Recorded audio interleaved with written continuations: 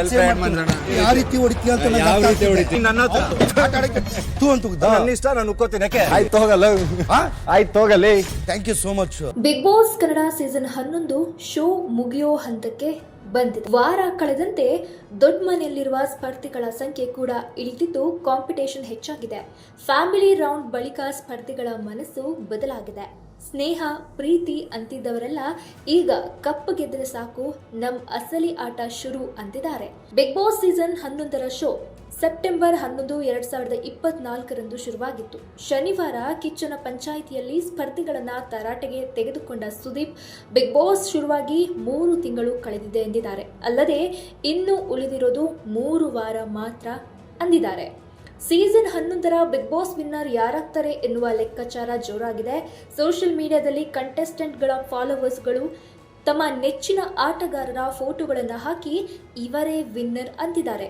ಇನ್ನು ಟಾಪ್ 5 ಕಂಟೆಸ್ಟೆಂಟ್ಗಳು ಯಾರಾಗ್ತಾರೆ ಎನ್ನುವ ಕುತೂಹಲ ಕೂಡ ಜಾಸ್ತಿ ಆಗಿದೆ. ಬಿಗ್ ಬಾಸ್ ಫಿನಾಲೆಗೆ ತಲುಪಬೇಕು ಎಂಬ ಆಸೆ ಎಲ್ಲರಿಗೂ ಇದೆ. ಆದರೆ ಅದಕ್ಕಾಗಿ ಮನುಷ್ಯತ್ವ ಮರೆಯಬಾರದು. ಬಿಗ್ ಬಾಸ್ ಕನ್ನಡ ಸೀಸನ್ 11ರಲ್ಲಿ ಸ್ಪರ್ಧಿಗಳು ಮಿತಿ ಮೀರಿ ನಡೆದುಕೊಳ್ತಿದ್ದಾರೆ.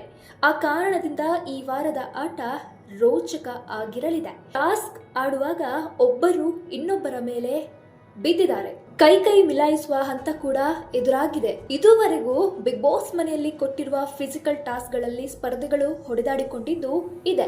ಇದೀಗ ಮತ್ತೆ ಬಿಗ್ ಬಾಸ್ ಫಿಸಿಕಲ್ ಟಾಸ್ಕ್ ಒಂದನ್ನ ನೀಡಿದ್ದು, ಬಿಗ್ ಬಾಸ್ ಮನೆಯಲ್ಲಿ ಮಂಜು ತ್ರಿವಿಕ್ರಮ್ ನಡುವೆ ದೊಡ್ಡ ಜಗಳವೇ ನಡೆದು ಹೋಗಿದೆ. ಅಲ್ಲದೆ ಈ ಟಾಸ್ಕ್ನಲ್ಲಿ ಸ್ಪರ್ಧಿಗಳು ಪರಸ್ಪರ ಕಿತ್ತಾಡಿಕೊಂಡಿದ್ದಾರೆ. ಫಿನಾಲೆ ಹತ್ರ ಬರ್ತಿದ್ದಂತೆ ಎಲಿಮಿನೇಷನ್ ಅನ್ನೋ ನಡುಕ ಸ್ಪರ್ಧಿಗಳಲ್ಲಿ ಶುರುವಾಗಿದೆ. ಹೀಗಾಗಿ ಎಲ್ಲಾ ಟಾಸ್ಕ್ಗಳಲ್ಲೂ ಕೂಡ ಸ್ಪರ್ಧಿಗಳು ಅವರಿಂದ ಆಗುವಷ್ಟು ಪ್ರಯತ್ನ ಮಾಡ್ತಿದ್ದಾರೆ. ಏನೇ ಆದ್ರೂ ಫೈನಲ್ನಲ್ಲಿ ಗೆಲ್ಲೋದು ಒಬ್ಬರೇ ಸ್ಪರ್ಧಿ. ಇನ್ನು ಹೋಗ್ತಾ ಹೋಗ್ತಾ ಸ್ಪರ್ಧಿಗಳ ನಡುವೆ ಪೈಪೋಟಿ ಜಾಸ್ತಿ ಆಗುತ್ತೆ ಹೊರತು ಕಡಿಮೆ ಅಂತೂ ಆಗೋದಿಲ್ಲ. ಎಲ್ಲ ಪ್ರಬಲ ಸ್ಪರ್ಧಿಗಳೇ ಆಗಿರೋದ್ರಿಂದ ಯಾರು ಎಲಿಮಿನೇಷನ್ ಆಗ್ತಾರೆ, ಯಾರು ಫಿನಾಲೆಗೆ ಹೋಗ್ತಾರೆ ಅನ್ನೋ ಗೊಂದಲ ಶುರುವಾಗಿದೆ.